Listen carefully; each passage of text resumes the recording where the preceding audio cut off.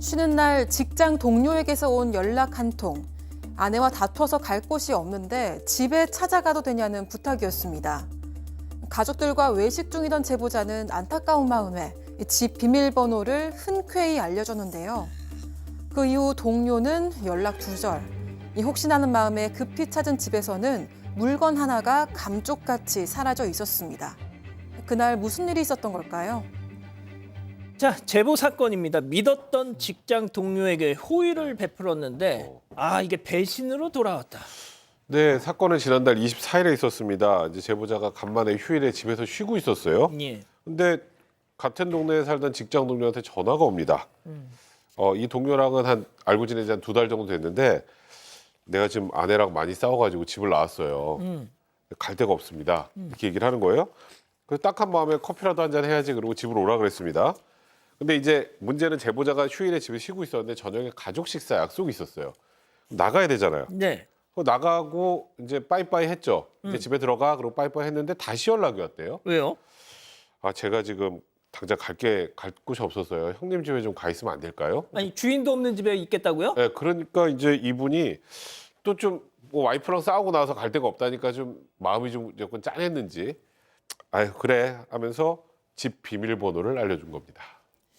자, 이때까지만 해도 제보자는요, 뭐가 됐든 회사 동생이 동료 후배가 뭐 이렇게 안타까운 처지다 보니까 비밀번호 알려주고 가족들하고 식사를 하러 일단 갔답니다. 자, 그런데 뭔가 좀 그래도 허겁지겁 뭐 서둘러 드시고 왔다는 거예요. 자, 그런데 갑자기 그때부터 동료와 연락이 안 되더랍니다. 무슨 일인지 제보자 얘기 직접 들어보시죠. 그때 뭐 와이프하고 싸웠다는 둥 뭐 갈 데가 없다는 둥 그런 얘기 했었어요. 그러니까 좀 안쓰럽잖아요. 또 제 입장에서는. 그래가지고 이제 그러면 갈 데 없으면 배 돌아다니자고 이제 저희 집에 가 있어라. 혼자 사니까. 그래갖고 이제 비번을 이제 알려준 거죠.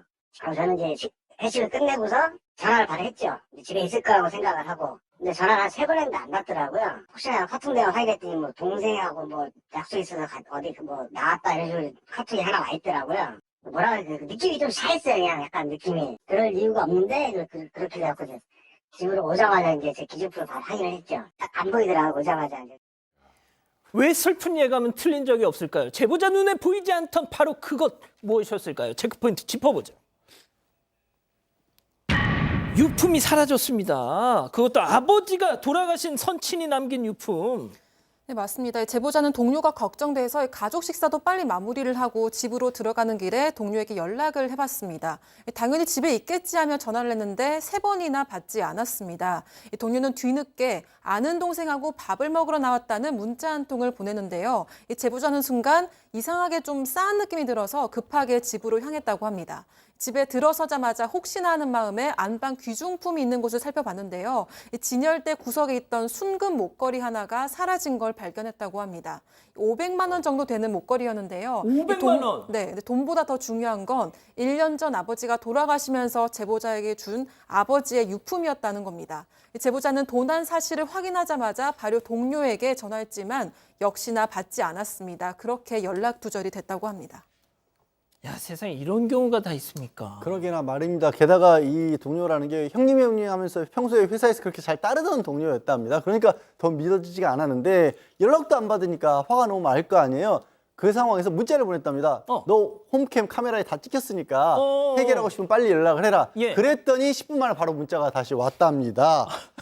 죄송합니다. 내일 오전에 찾아가겠습니다. 그래서 이제 얘기를 했대요. 문자로 이거 아버지 유품이니까 빨리 조용히 해결하자. 그래서 새벽이라도 자기는 만나서 받고 싶었답니다. 그런데 갑자기 문자가 내일 가져가겠다고 나도 왜 그런지 제가 머리가 아픈데 왜 그런지 모르겠습니다. 죄송합니다. 이러니까 한번 다시 믿으셨던 거예요. 기다렸으나 연락이 안 왔죠. 결국 경찰에 신고를 하셨답니다. 자, 교수님 그래도 같은 회사 동료인데 뭐 금방 잡을 수 있는 거 아니에요? 그렇습니다.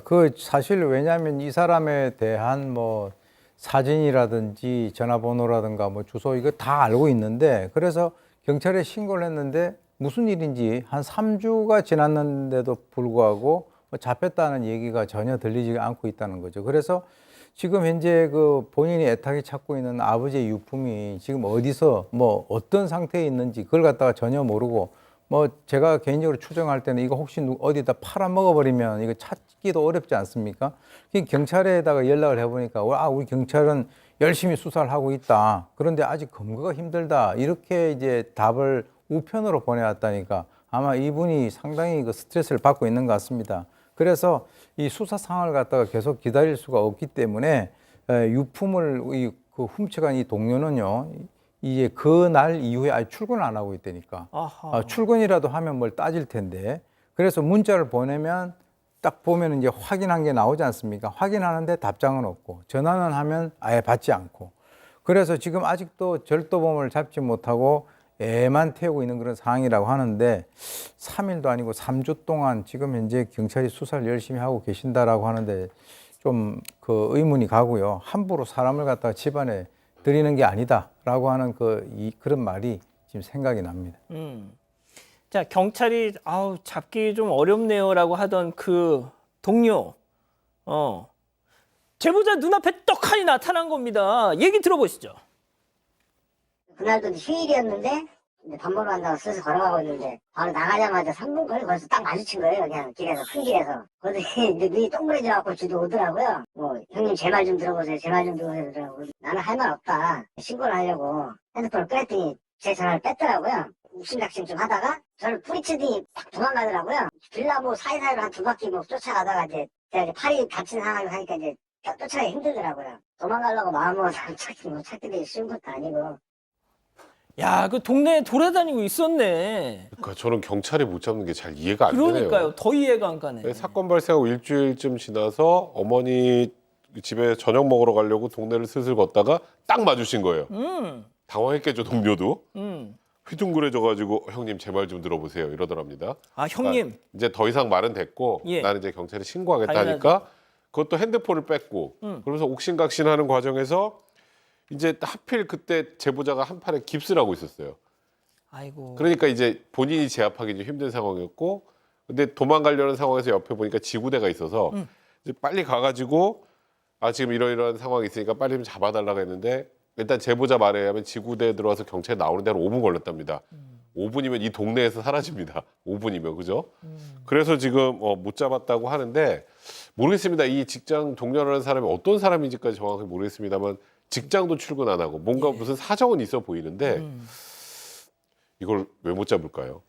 왜 못 잡을까요, 양 변호사님? 글쎄요, 나름대로는 그렇게 이렇게 피해 다니는데 도가 좀 튼 동료가 아닌가 싶습니다. 왜냐하면 사실은 이 지금 동료를 이런 일이 있기 전까지는 철석까지 믿었대요. 왜냐하면 회사 일도 굉장히 잘하고 일을 잘했다라는 겁니다. 그리고 술자리도 한 2번 가졌는데 거기서도 뭐 찜찜한 구석이 없었대요. 근데 일 터지고 나서 이렇게 알아보니까 주변 사람들도 이제 야, 그 사람 좀 조사 좀 해봐라 그랬더니 중국 커뮤니티 들어가 봤더니 사기범으로 찍혀 있고요. 그리고 뭐 도박한다는 소문도 들리기도 하고 거기서부터 이상하다 싶어서 또 찾아보니까 회사에서도 도대체 무슨 이유인지 모르겠는데 월급이 아니라 주급으로 급여를 받아갔었고 회사 돈도 한 1,000만 원 빌린 상태였답니다. 아이고야. 그래서 이제 경찰에 신고하고 보니까 담당 형사 말 그 사람 수배돼 있는 사람입니다. 그랬던 겁니다. 그런데도 불구하고 지금 회사도 취업됐었고 멀쩡한 듯이 다른 사람들과 인간관계도 갖고 이런 걸 보면 나름대로 도가 튼 인간인 거죠. 예. 교수님 뭐 마지막으로 좀 짧게 좀 정리 좀 해주시죠. 제가 볼 때는 저 사람은 도벽이 원래 있고 범죄 도벽. 좀 친화적이 남의 집 들어가면 막 뒤지는 거 있지 않습니까? 그러니까 이제 도둑을 갖다 끌어들인 거죠. 그리고 이제 지금 경찰에서 하는 얘기가 수배가 되어 있다라고 하는데 그러면 사실은 저게 뭐 3주까지 갈 그럴 사안이 아니죠. 특히 제보자 같은 경우는 이 사업을 하다가 이 사업이 너무 어려워가지고 이거 사업을 갖다 접어야 되겠냐 이런데 이 그 유품 이것도 한번 팔아보려고 생각을 했었대요. 근데 이제 그게 너무 이제 양심에 좀 꺼려서 그걸 갖고 있었는데 그게 지금 이제 다시 가져올 그 가능성도 없는 것 같고 만약에 다른 걸 갖다 맞춰온다 하더라도 아버지 유품이 아닌데 그게 무슨 의미가 있겠습니까? 그죠. 그래서 지금 설사 이걸 갖다 못 찾는다 하더라도 이 괘씸한 이 동료에 대해 가지고는 잡아서 반드시 강력한 처벌을 갖다가 하길 바라겠다라고 얘기를 하면서 합의도 없다라고 하니까 꼭 경찰 잡아주십시오. 진실추적자 사건반장 여러분을 사반 가족으로 초대합니다. 아래 구독 버튼을 눌러주세요.